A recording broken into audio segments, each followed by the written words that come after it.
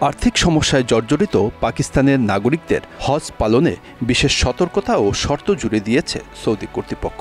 কেননা পাকিস্তানের নাগরিকেরা সৌদি আরবে গিয়ে ভিক্ষাবৃত্তি, চুরি ও ছিনতাইয়ের মতো অপরাধে জড়িয়ে পড়ছে। এই ঘটনায় চরম অসন্তোষ সৌদি কর্তৃপক্ষ।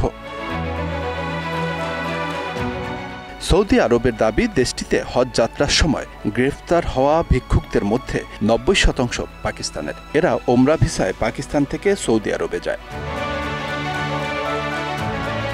সৌদি আরব এবার এই সমস্যা সমাধানে কঠোর পদক্ষেপ নিয়েছে। গত মে মাসে তারা আইন জারি করে ঘোষণা করেছে, পূর্ব অনুমতি ছাড়া কেউ হজ করতে মক্কায় প্রবেশ করতে পারবে না। এমনকি অবৈধভাবে প্রবেশ করলে ১০,০০০ সৌদি রিয়াল জরিমানা এবং নিজ দেশে ফেরত পাঠানোর নির্দেশ দেওয়া হয়েছে। এই পরিস্থিতিতে সৌদি আরব ইসলামাবাদে কড়া বার্তা পাঠিয়েছেন। সেখানে স্পষ্ট বলা হয়েছে, পাকিস্তান যেন মক্কায় আর কোনো ভিক্ষুক পাঠানোর ব্যবস্থা না করে। এই সতর্কবার্তার পরিপ্রেক্ষিতে পাকিস্তান সরকারও দ্রুত পদক্ষেপ নিয়েছে। পাকিস্তানের ধর্ম বিষয়ক মন্ত্রণালয় মক্কায় যাওয়ার আগে প্রত্যেক হজযাত্রীর কাছ থেকে মুসলেকা নেওয়ার নিয়ম চালু করেছে। এই মুসলেকায় উল্লেখ থাকবে যে তারা সৌদি আরবে গিয়ে কোনো ধরনের ভিক্ষাবৃত্তিতে যুক্ত হবেন না।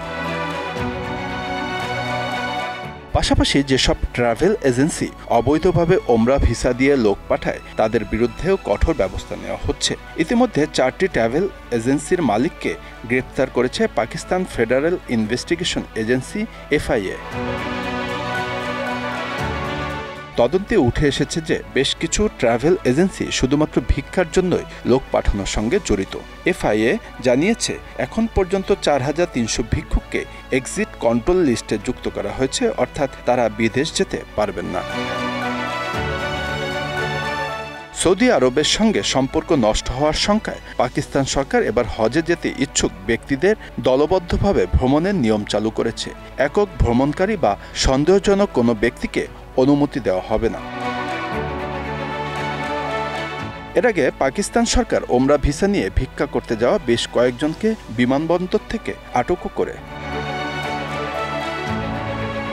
সৌদি প্রশাসন এ ঘটনায় পরিষ্কার বার্তা দিয়েছে, ভিক্ষাবৃত্তি বন্ধ করতে না পারলে পাকিস্তানের সঙ্গে সম্পর্কের অবনতি হতে পারে।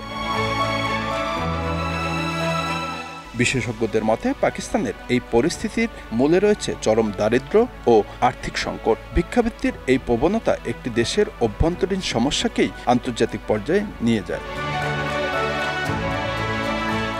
Bangla affairs news desk.